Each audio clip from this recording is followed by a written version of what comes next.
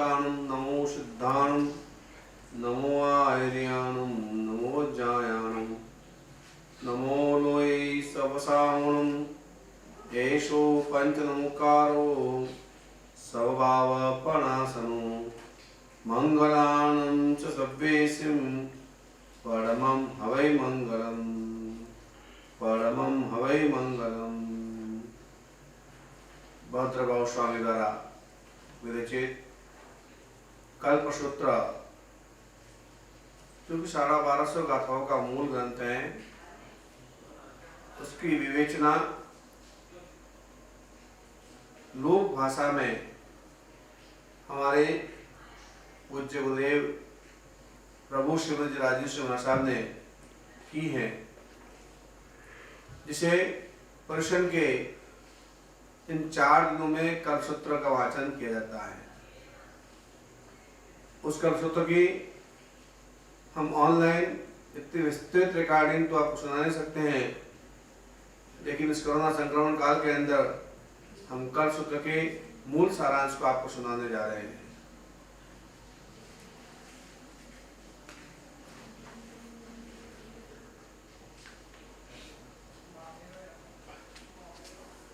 कल्पसूत्र के अंदर पर्युषण की महिमा और पर्युषण की महिमा को करते हुए कहा है कि नेतत् पर्व समम पर्वम न च कल्प समम सुधम न धार्मिक समसंग त्रिरत्नानि जगत रहे।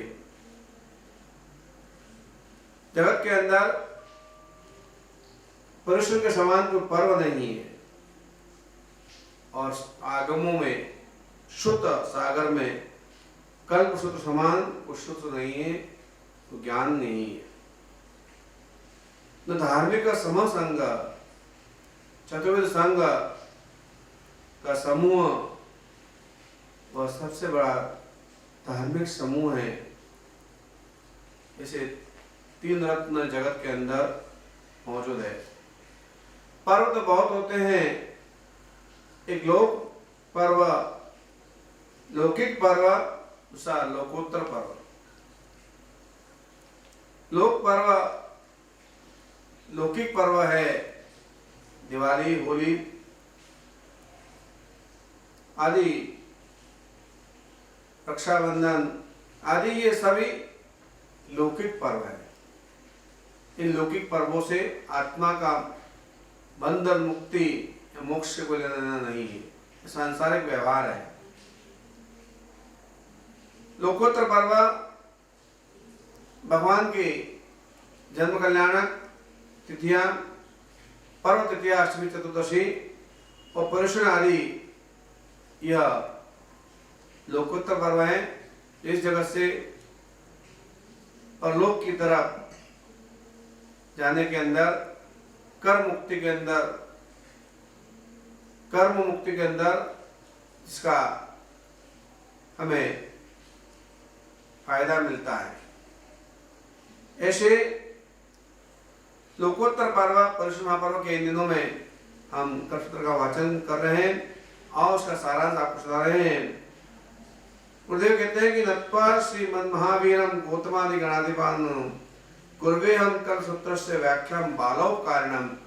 अर्थात गुरुदेव कहते हैं कि मैं भगवान महावीर को नमस्कार करके, गौतम गणाधि को चरण वंदन करके कल्पसूत्र की बालाभूत व्याख्या करने को तत्पर हुआ हूँ। मैं इतना ज्ञानी नहीं हूँ, फिर भी मैं तुच्छ बुद्धि से इस कल्पसूत्र बालाभूत की व्याख्या करने जा रहा हूँ।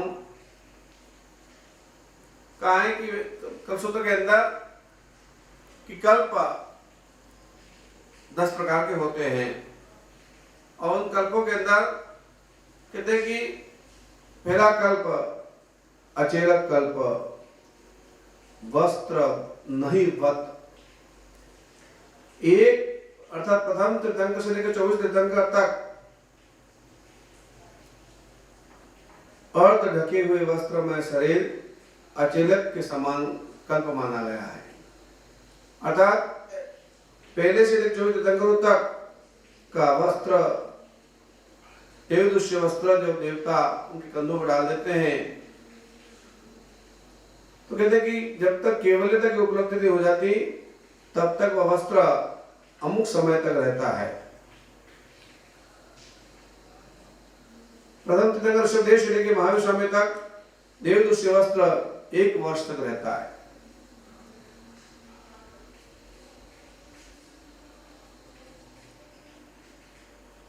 अचेलक अर्थात अजितनाथ से लेकर पार्श्वनाथ तक के तीर्थंकरों की आयुष्य के 2 घड़ी शेष रहने तक वस्त्र उनके शरीर पर रहता है। चेलक और अचेलक, अचेलक कल्प अर्थात वस्त्र सहित, चेलक अर्थात वस्त्र रहित, लेकिन अचेलक कल्प ये हमारा पहला कल्प कहा गया है।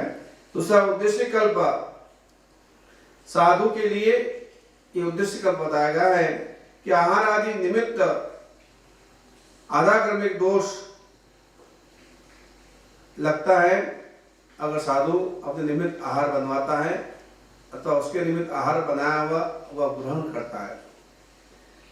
तीसरा सह्यातर दोष, सह्यातर कल्प कि जिसके घर में ठहरे हो उपास्य बनाया हो, जिसने उस के घर का आहार साधु को नहीं करना चाहिए, क्योंकि ऐसा करने से लोग समझेंगे इस उपास्य बनाया है तो साधु संतों का व्यावच भी मुझे करना पड़ेगा। इस भाव से कल्पसूत्र में कहा गया है कि सह्यातर दोष अर्थात जिसने भवन दिया हो रहने के लिए उसके घर का आहार लेना नहीं चाहिए। राजपिंड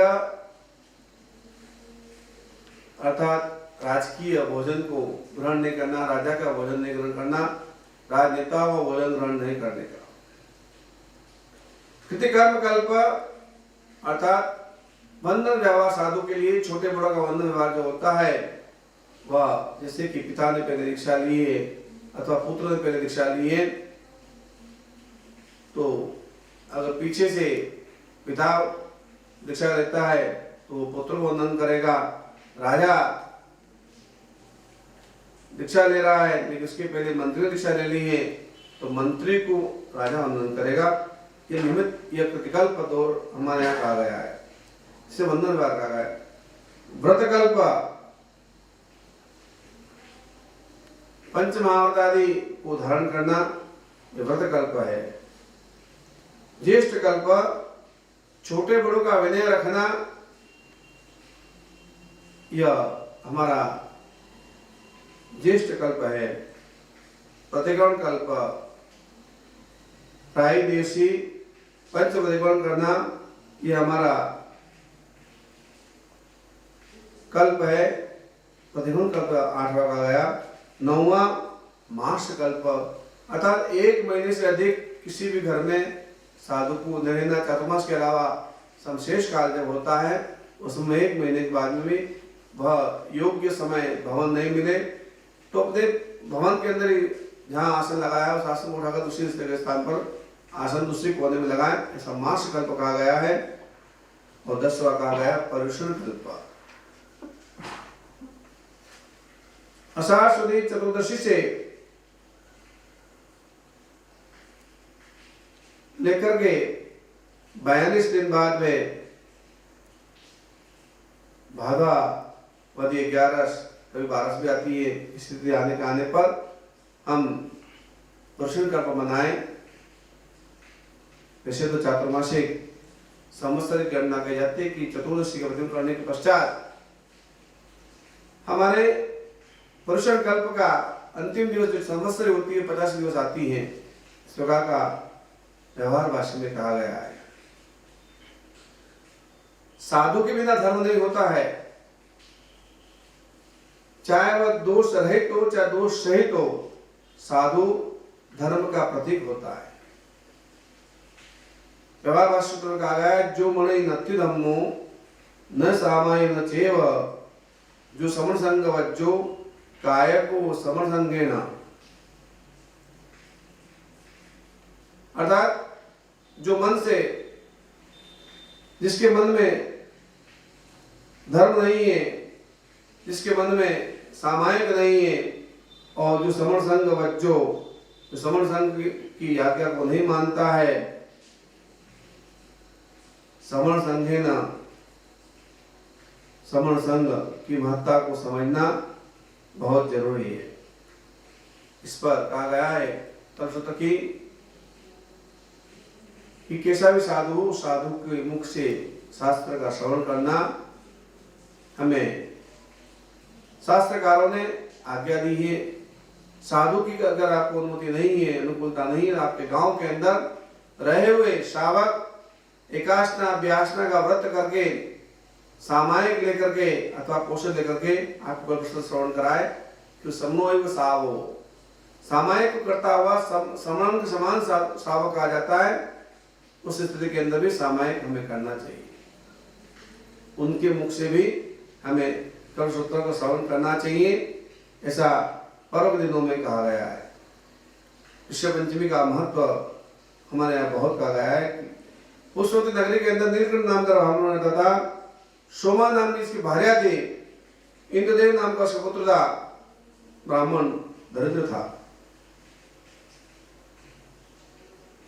उनके घर में पिता और माता की मृत्यु हो गई थी। श्राद्ध के दिन आए। श्राद्ध के दिन आने पर उन्होंने अपने माता पिता की मुक्ति के लिए श्राद्ध करने के लिए खीर बनवाई। खीर को बना करके खीर पूरी का भोजन दिया गया। ब्राह्मणों का आमंत्रण करने के लिए गए, तभी उसके घर में एक कुतिया पाली हुई थी। कुतिया ने देखा खीर बन रही है और ऊपर से किसी जहरीले जंतु ने जहर गरल लिया है, चिपकली अंदर पड़ गई है। और कहते कि कुत्तों को जाति स्मरण ज्ञान होता है, वे अपने पूर्वों को जानते हैं, घटना को जानते हैं, लेकिन बोल नहीं पाते हैं। ऐसी स्थिति के अंदर कुतिया ने जाकर के खीर के अंदर ब्राह्मण की पत्नी को देखते हुए मुंह डाल दिया।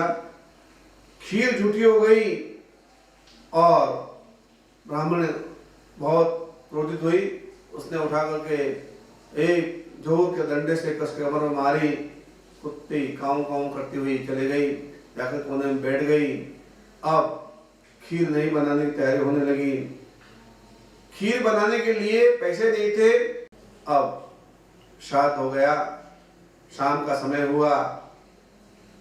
कुतिया घर के कोने में पड़ी हुई है। बैल भी शाम को तेली की आवाज से अपने घर लौट के आया। ऐसे में कहते हैं कि उस कुतिया और बैल के बीच में संवाद होता है, क्योंकि जिसकी मुक्ति के लिए खीर बनाई गई थी और बैल तो पिता था और वो मां कुतिया थी। ऐसा शास्त्रकारों में ऋषभ पंचमी कथा में कहा गया है। कहते कि कुल देवी ने आकर के उसके शरीर में कहा कि देखो, हमारे मुक्ति के लिए पुत्र बहू ने खीर बनाई और हमारी मुक्ति तो न हो पाई। पैर कहता है कि मुझे दिन भर तेली के घर भूखे प्यासे रहना पड़ा और घुमा फिरा करके मुझे तेले लाया। कुतिया कहती है कि मुझे मेरी बहू ने मारा डंडे से, मेरी कमर टूट गई। ये बात पुत्र और बहू ने सुनी।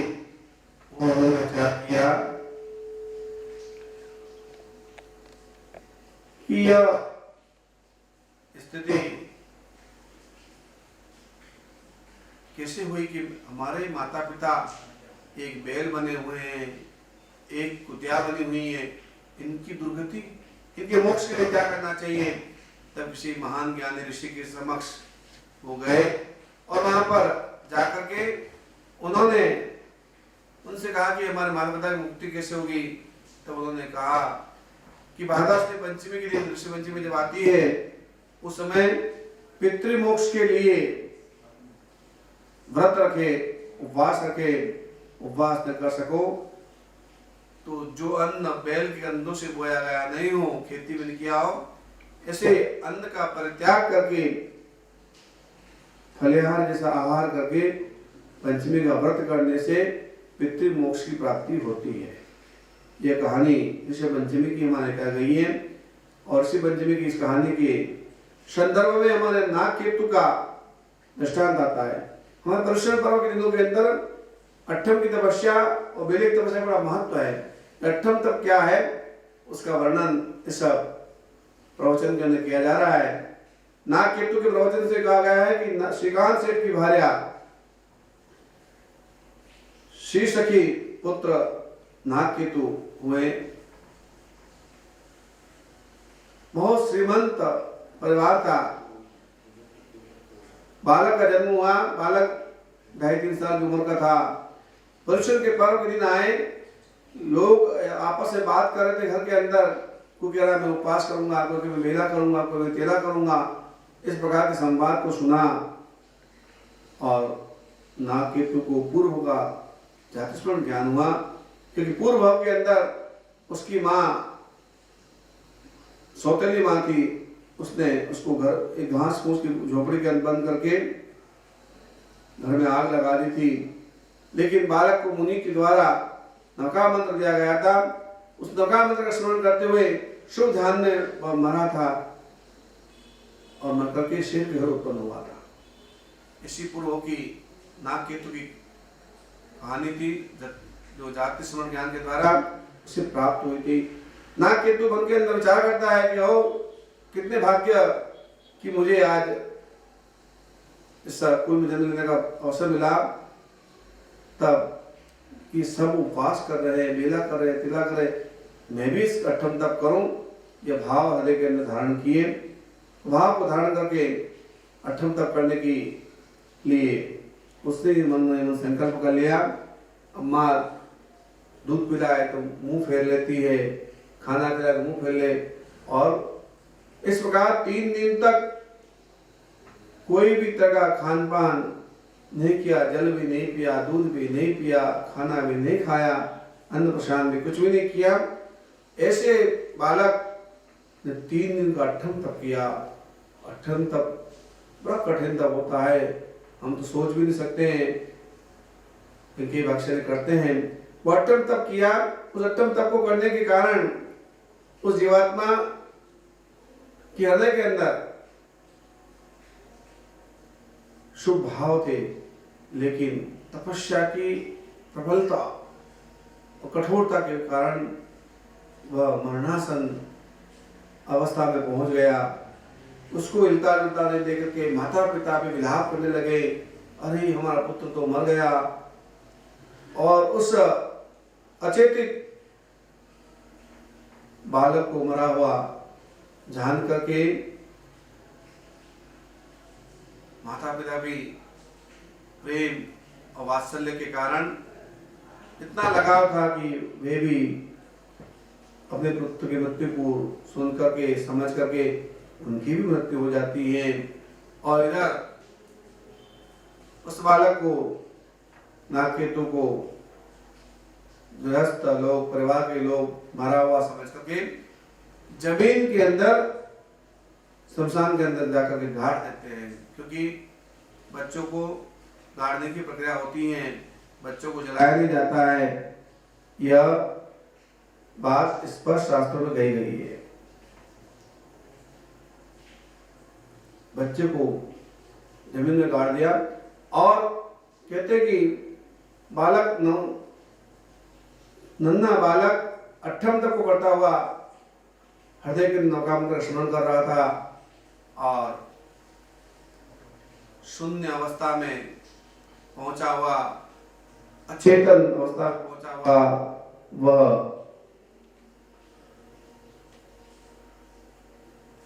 धरती के अंदर भी नौका मंत्र का स्मरण कर रहा है मन ही मन। ऐसे में इंद्र महाराज का, धर्मेंद्र का आसन चलायमान होता है और बालक को इस प्रकार कष्ट पड़ा हुआ जान करके धर्मेंद्र स्वयं प्रकट होते हैं और धर्मेंद्र स्वयं प्रकट होकर के आते हैं, बालक को से निकालते हैं ब्राह्मण के रूप में आकर के। और बालक को जब बाहर निकाला गया, बाहर निकालने के बाद में उस बालक को अपनी विद्या से अमृत का संचार करके उसके हृदय के अंगूठे के अंदर अंगुष्ठ पान करवाया और बालक चेतित हो गया। गांव के लोग आए, इधर नगर के अंदर सेठ सेठानी की मृत्यु हो चुकी है, पुत्र की मृत्यु हो चुकी है। तो राजा अब पुत्र का, जिसके पुत्र के नहीं होते, जिसको संतान की बचती है, जिसका कोई मालिक नहीं होता है, ऐसे संपत्ति लेने के राजा भी पहुंच गया।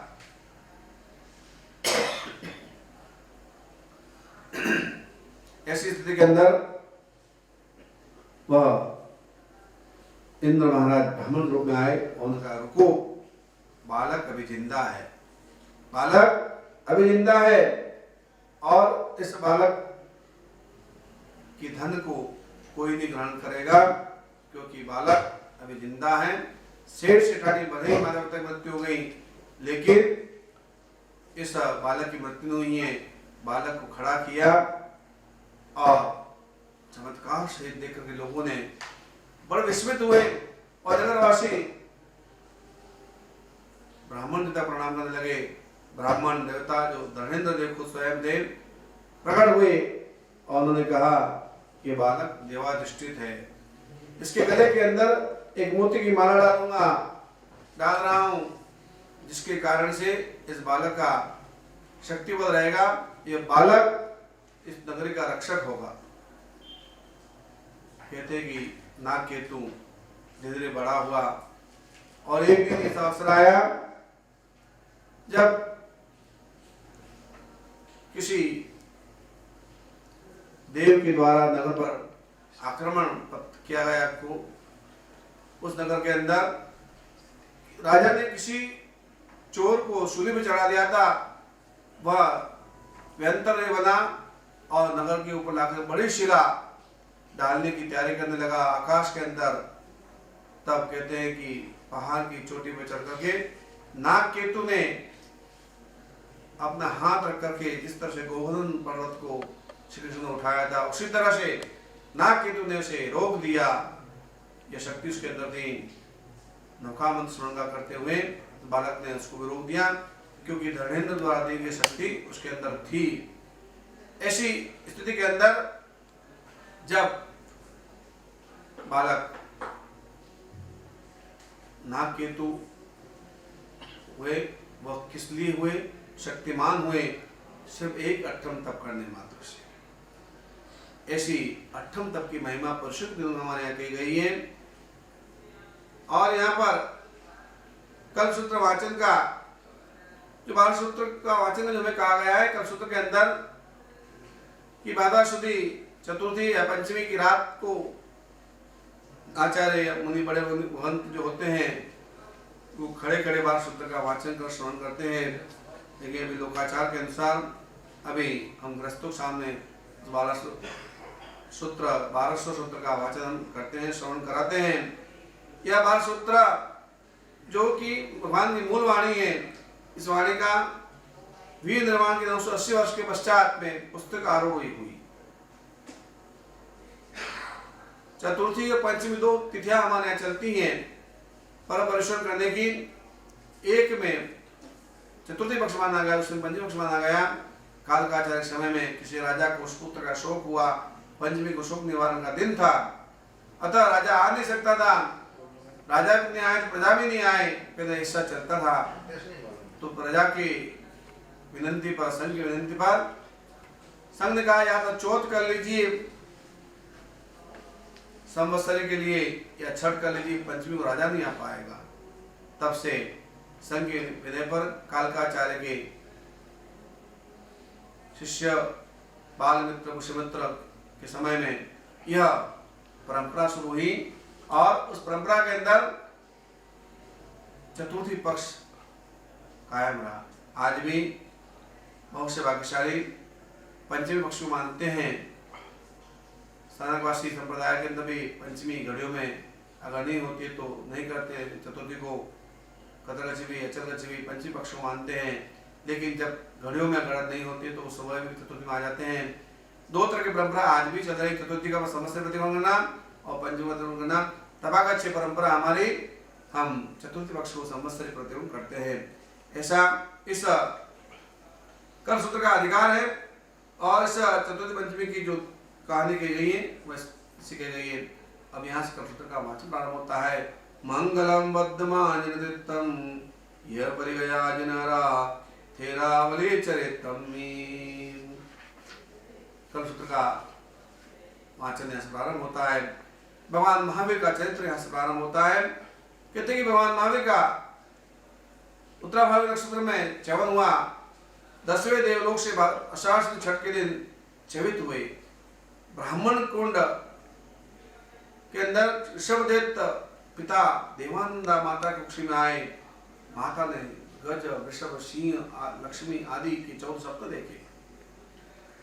इन 14 सप्तों को देखकर रानी ब्राह्मण देवानंदा बड़े प्रसन्न हुई और ऐसे समय के अंदर कहते भगवान महावीर के सभी कल्याणक, च्यवन कल्याणक, जन्म कल्याणक, दीक्षा कल्याणक, यहाँ तक कि केवल ज्ञान कल्याणक, ये सभी चारों कल्याणक उत्तराभावी नक्षत्र में हुए।